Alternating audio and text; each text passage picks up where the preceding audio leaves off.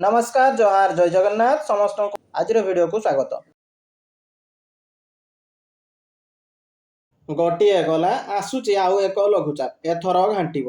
गोटे गला आसुची आउ एक बड़ लघुचाप 48 घंटा मध्य बंगोपसागर में आउ एक लघुचाप सृष्टि होबार संभावना रही, जार प्रभाव में राज्य में 6 दिन धरी अधिकांश जिले में प्रबल वर्षा होबार संभावना रही। एपरिक केतक जिले में प्रबल अति प्रबल वर्षा हो पारे।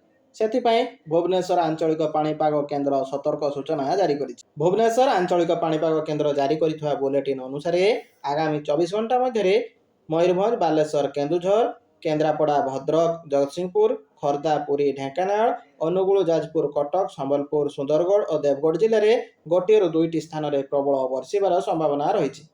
छड़ा वज्रपात और घड़घड़ी होबार संभावना रही। आज मयूरभंज बालेश्वर केन्दुझर केन्द्रापड़ा सुंदरगढ़ देवगढ़ अनुगुल ढेंकानाल जाजपुर कटक खर्दा पुरी भद्रक केन्द्रापड़ा और जगतसिंहपुर जिले में केतेक स्थान में प्रबल वर्षा होबार संभावना रही।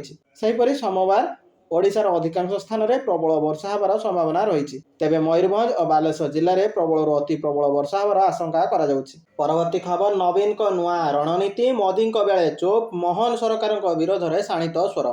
पंचायत निर्वाचन पूर्व राज्य बीजेपी सरकार विरोध में आक्रमणात्मक रणनीति आपणाइबाकू जाउछि बीजेडी। मोहन माझी सरकार को घेरिबा पई दल पक्षरु रणनीति प्रस्तुत होइछि। गतकाली अनुष्ठित पीएससी बैठक में एने ब्लूप्रिंट प्रस्तुत होइथिबा जणा पड़िछि। खनि संबंधी एमएमडीआर संशोधन बिल चाषी समस्या और बही विभ्राट भली प्रसंग को नहीं आंदोलन करने को बीजेडी योजना करिछि। विधानसभा रे प्रसंग उठाइबा सह एहाकु नहीं लोकंक पाखकु जिबाकु दल निष्पत्ति नेइछि। खनि संबंधी एमएमडीआर संशोधन बिल संसद रे पारित हेबा परे एहाकु नहीं प्रश्न उठाइछि बीजेडी। एहा जोगु ओडिशा आर्थिक क्षति सहिब बोली दल दाबी करिछि। एने नवीन पट्टनायक मुख्यमंत्री मोहन माझी को चिठी लिखि सर्वदलीय बैठक डाकियाकू प्रस्ताव देइथिले। परवर्ती खबर मागणा ऑनलाइन कोचिंग घोषणा कले प्रधानमंत्री मोदी। छात्र छात्री को स्वागत। चिंतार कोचिंग संस्था प्रधानमंत्री नरेंद्र मोदी लालकिलार प्राचीरु घोषणा करिसेंति जे सरकार डिजिटल भित्तिभूमि एवं दक्ष शिक्षक मानक व्यवहार करी विभिन्न प्रतियोगितामूलक परीक्षा पाई मागणा ऑनलाइन कोचिंग जोगाइबे। एही घोषणा परे ऑनलाइन कोचिंग शिल्पर भविष्यत उपरे प्रश्न उठा जाइछि। वर्तमान एही ऑनलाइन पाठ्यक्रम पाई अधिक फी देउथुवा छात्र छात्री माने कोन सरकारक मागणा योजना को स्थानांतरित हेबे ताहा एबे प्रश्नवाची सृष्टि होइछि। एक रिपोर्ट अनुसार 2023 मसीह भारतर ऑनलाइन कोचिंग बजार प्राय 1900 कोटी टंकार थिला। गुरुत्वपूर्ण कथा होउछि एही संख्या 2034 सुधा 8100 कोटी टंकार पहुंची पारे। यह सूचित करे जे भारतर ऑनलाइन कोचिंग बजार मात्र 11 वर्ष मध्य 4 गुण अधिक वृद्धि पाई पारे। परवर्ती खबर शिक्षक नियुक्ति नहीं मोहन कले बड़ घोषणा एते जन को मिलिबो चाकरी। भुवनेश्वर महात्मा गांधी मार्ग में 80तम स्वाधीनता दिवस अवसर में तिरंगा पताका उत्तोलन कले मुख्यमंत्री। स्वाधीनता दिवस अवसर में ओडिशावासी और देशवासी को शुभेच्छा जणाइथिले। मुख्यमंत्री अनुसार प्राथमिक शिक्षा को मजबूत करने 2200 गोदावरीश मिश्र आदर्श प्राथमिक विद्यालय निर्माण करा। गत 2 वर्ष मध्य 26,000 शिक्षक शिक्षयित्री नियुक्त होइथिबा और आगामी दिन में प्राय 45,000 शिक्षक नियुक्ति पाई प्रक्रिया आरंभ होइथिबा से दाबी करथिले। युववर्ग को सरकारी चाकरी रे अधिक सुजोग देवा पाई सर्वाधिक बयस सीमा 32 रु 42 वर्ष को वृद्धि कराइथिबा मुख्यमंत्री कहिथिले। परवर्ती खबर देशरु माओवाद युग शेष लालगढ़ रे फरफर उड़िला तिरंगा। देशरु माओवाद युग शेष होइछि एवं सीमांत अंचल रे शांतिर नूतन सूर्योदय घटिछि। दिने जो उपांत अंचल रे लाल झंडार भय रहुतला सेटार आज गर्वर सह फरफर उड़ुछि जातीय पताका तिरंगा।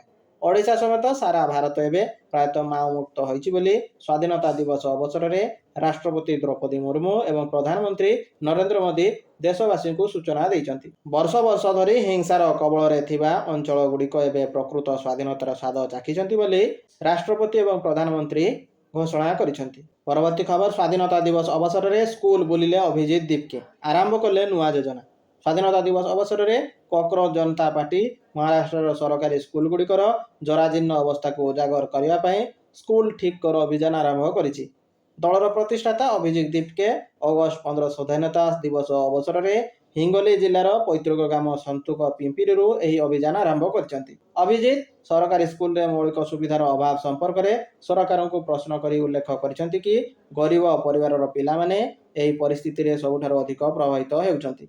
ଭାରତ ସ୍ୱାଧୀନତା ପାଇବାର 80 ବର୍ଷ ବିତିଗଲାଣି, ତଥାପି ଯଦି ସରକାରୀ ସ୍କୁଲଗୁଡ଼ିକରେ ପାଣି ଭଳି ମୌଳିକ ସୁବିଧାର ଅଭାବ ରହିବ, ତେବେ ଦେଶ କିପରି ପ୍ରଗତି କରିପାରିବ ବୋଲି ତାହା ପ୍ରଶ୍ନ କରିଛନ୍ତି। ପରବର୍ତ୍ତୀ ଖବର, ଭତ୍ତା ଅପେକ୍ଷାରେ ଥିବା ହିତାଧିକାରୀଙ୍କ ପାଇଁ ଖୁସି ଖବର, ଖୁବ୍ ଶୀଘ୍ର ମିଳିବ ଭତ୍ତା, ଯୋଜନାରେ ହେବେ ସାମିଲ। ଭତ୍ତା ଅପେକ୍ଷାରେ ଥିବା ହିତାଧିକାରୀଙ୍କ ପାଇଁ ବଡ଼ ଖୁସି ଖବର, ସେମାନଙ୍କୁ ଶୀଘ୍ର ମିଳିବ ଭତ୍ତା। ମଧୁବାବୁ ପେନସନ ଯୋଜନାରେ ହେବେ ସାମିଲ। ପଡ଼ି ରହିଥିବା ଆବେଦନ ଯାଞ୍ଚ ପାଇଁ କଡ଼ା ନିର୍ଦ୍ଦେଶ ଦେଇଛନ୍ତି ବିଭାଗୀୟ ପ୍ରମୁଖ ସଚିବ। ତେବେ ଏହାର ସମସ୍ତ ପ୍ରକ୍ରିୟା ଚଳିତ ମାସ 18 ତାରିଖ ସୁଦ୍ଧା ସରିବ।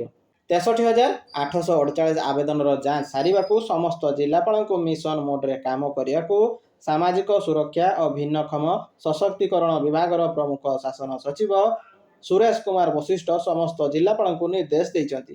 ସୂଚନା ଅନୁସାରେ ଅଗଷ୍ଟ 12 ସୁଦ୍ଧା 63,848ଟି ଅନଲାଇନ୍ ଆବେଦନ ଯାଞ୍ଚ ନ ହୋଇ ପଡ଼ି ରହିଛି। ତେବେ ଅଗଷ୍ଟ 18 ସୁଦ୍ଧା ଏହି ସମସ୍ତ ବକେୟା କାମ ଶେଷ କରିବାକୁ ଶାସନ ସଚିବ ଶ୍ରୀ ବଶିଷ୍ଠ ସମସ୍ତ ଜିଲ୍ଲାପାଳଙ୍କୁ ନିର୍ଦ୍ଦେଶ ଦେଇଛନ୍ତି। ପରବର୍ତ୍ତୀ ଖବର, ଲାଲକିଲ୍ଲାରୁ ମୋଦିଙ୍କ ବଡ଼ ଚେତାବନୀ, ଚାରିଆଡ଼େ ଦେଶ ପ୍ରେମର ଗୁଞ୍ଜରଣ ଏବଂ ସାମ୍ନାରେ ଛିଡ଼ା ହୋଇଥିଲେ ପ୍ରଧାନମନ୍ତ୍ରୀ ନରେନ୍ଦ୍ର ମୋଦି। ଏହା କେବଳ ଭାରତର 80ତମ ସ୍ୱାଧୀନତା ଦିବସ ନଥିଲା, ବରଂ ଜଣେ ନେତାଙ୍କ କ୍ରମାଗତ 13 ଥର ପାଇଁ ଜାତୀୟ ପତାକା ଉତ୍ତୋଳନର ଏକ ବିରଳ ମୁହୂର୍ତ୍ତ ଥିଲା। ପ୍ରଧାନମନ୍ତ୍ରୀ ନିଜ ଅଭିଭାଷଣରେ ଏକ ଏପରି ପ୍ରସଙ୍ଗ ଉଠାଇଛନ୍ତି ଯାହା ସାରା ଦେଶକୁ ଆନ୍ଦୋଳିତ କରିଛି। ସେ କହିଥିଲେ ଯେ ବନ୍ଧୁକଧାରୀ ନକ୍ସଲବାଦୀଙ୍କୁ ଜଙ୍ଗଲରେ ପରାସ୍ତ କରିବା ସହଜ, କିନ୍ତୁ ସମାଜର ମୁଖ୍ୟ ଧାରାରେ ଲୁଚି ରହିଥିବା ମାନସିକ ନକ୍ସଲମାନେ ଅଧିକ ବିପଜ୍ଜନକ। ଏହି ଲୋକମାନେ କେବେ ସରକାରୀ କମିଟିରେ ପରାମର୍ଶଦାତା ସାଜି ତ କେବେ ବଡ଼ ବଡ଼ ସଂସ୍ଥାରେ ରହି ଦେଶର ନୀତିକୁ ପ୍ରଭାବିତ କରୁଛନ୍ତି। ମୋଦିଙ୍କ ଅଭିଭାଷଣର ସବୁଠାରୁ ଗୁରୁତ୍ୱପୂର୍ଣ୍ଣ ଦିଗ ଥିଲା ଦେଶର ଯୁବଶକ୍ତିଙ୍କୁ ସିଧାସଳଖ ସମ୍ବୋଧନ। ସେ କହିଛନ୍ତି ଯେ କିଛି ବିଭ୍ରାନ୍ତକାରୀ ଶକ୍ତି ଯୁବପିଢ଼ିଙ୍କୁ ହିଂସା ଏବଂ ଅଶାନ୍ତିର ମାୟାଜାଲରେ ଛନ୍ଦିବାକୁ ଚେଷ୍ଟା କରୁଛନ୍ତି। ବିକଶିତ ଭାରତ ଗଠନ ପାଇଁ ଯୁବକମାନଙ୍କ ହାତରେ ବନ୍ଧୁକ କିମ୍ବା ଘୃଣାର ପଥର ନୁହେଁ, ବରଂ କମ୍ପ୍ୟୁଟର ମାଉସ ଏବଂ ନବ ସୃଜନର କଲମ ରହିବା ଉଚିତ। ପ୍ରଧାନମନ୍ତ୍ରୀ ଏକ ଗମ୍ଭୀର ସତର୍କବାଣୀ ଦେଇ କହିଛନ୍ତି ଯେ ଦେଶକୁ ଭିତରୁ ଦୁର୍ବଳ କରିବା ପାଇଁ ଯେଉଁମାନେ ଷଡ଼ଯନ୍ତ୍ର କରୁଛନ୍ତି ସେମାନଙ୍କୁ ଚିହ୍ନଟ କରିବା ସମୟ ଆସିଯାଇଛି। ବିକାଶର ଯାତ୍ରାରେ ବାଧା ସୃଷ୍ଟି କରୁଥିବା ଶକ୍ତିଗୁଡ଼ିକୁ ସମାଜରୁ ପୃଥକ କରିବା ପାଇଁ ସେ ପ୍ରତିଟି ଭାରତୀୟଙ୍କୁ ସତର୍କ ରହିବାକୁ କହିଛନ୍ତି।